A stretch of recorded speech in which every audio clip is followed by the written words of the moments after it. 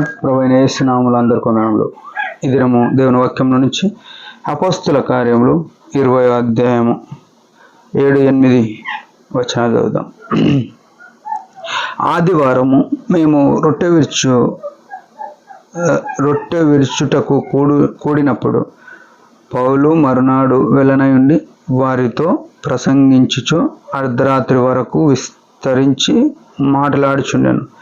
మేము కూర్చున్న మేడ గదిలో అనేక దీపములుండెను.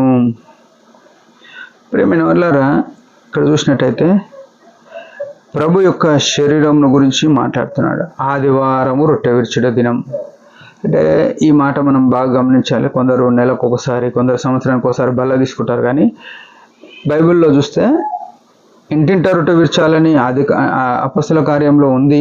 ఆ తర్వాత రెండోసారి ఇక్కడ ఈ మాట రాసినారు. ఏమనంటే ఆదివారం రొట్టె విరుచుట దినం.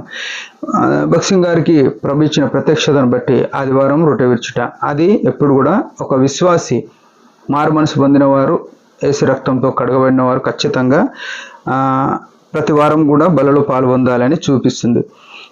అయితే ఈ పౌలు ఏం చేసినాడు? మరునాడు వెళ్ళనయుండి, అంటే ఆయన ప్రయాణంలో ఉన్నాడు. ఆయన దండయాత్రలు, సువార్త దండయాత్రలు చేసినాడు.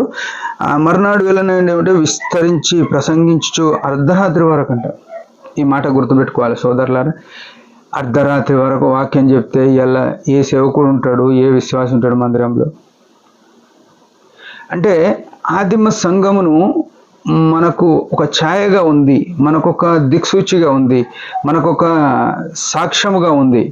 ఏమంటే వారికి వాక్యం పట్ల ఆసక్తి, మక్కువ చాలా ఉంది. మనకి ఎట్లుందంటే ఎప్పుడు బంద్ చేస్తారు వాక్యం, ఎప్పుడు పోదాం బయటికి అన్నట్టు మందిరాల్లో చూస్తాం. అదే సమయంలో చెప్పేటోళ్ళు కూడా కరెక్ట్ జనాలకు అర్థమయ్యే రీతిలో వాక్యం బోధించే స్థితిలో లేరు. అది కొంచెం అభ్యంతరంగా ఉంది. చెప్పేటోళ్ళు కూడా సిద్ధపడి, ప్రార్థన పూర్వకంగా సిద్ధపడి అందరికి అర్థమయ్యే రీతిలో చెప్పేటట్టు ఉండాలి. అదే సమయంలో వినడానికి కూడా దేవుని మాటలు, ఆయన మాటల్లో జీవం ఉంది, అది గుర్తుపెట్టుకోవాలి. ఆ లేఖనములు ఏం చేస్తాయంటే నిత్య జీవం కలుగజేస్తాయి. ఈ లోకంలో ఏం బతికితే ఏం లాభం? ఆ నిత్య జీవం పొందడానికి మనం సిద్ధపడి ఉండాలి. వీళ్ళు ఏం చేస్తున్నారంటే అర్ధరాత్రి వరకు వాక్యం వినే ఓపిక ఉంది. ప్రియులారా, నా జీవితంలో వాక్యం వినడానికి విచిత్రం ఏంటంటే కొద్దిసేపు వాక్యం ఎక్కువైతే సనుక్కునే వారం అంటాం మందిరంలో, కొద్దిసేపు ప్రార్థన ఎక్కువైతే విసుక్కునే వారం అంటాం. దేవుని వాక్యము వినడానికి ఎల్లవేళ మనము అందుబాటులో ఉండాలి, అంగీకారంగా ఉండాలి. రెండవ మాట ఏంటంటే మేము కూర్చున్న మేడగదిలో అనేక దీపములు ఉండెను. ఈ మాట చూడండి. ఈ మాట ఏం చూపిస్తుందంటే వెలిగింపబడిన జీవితం మనం కలిగి ఉన్నామా?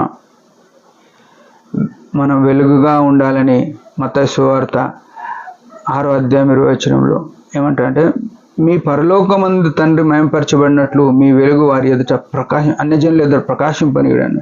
మనం వెలిగే వారంగా ఉన్నామా? దేవుని వాక్యమే మనల్ని వెలిగిస్తుంది. దేవుని ఆత్మ మనల్ని నడిపించేదిగా ఉంది. మనం అనేక దీపాలుగా వారు వెలిగింపబడిన జీవితంలో ఉన్నారు.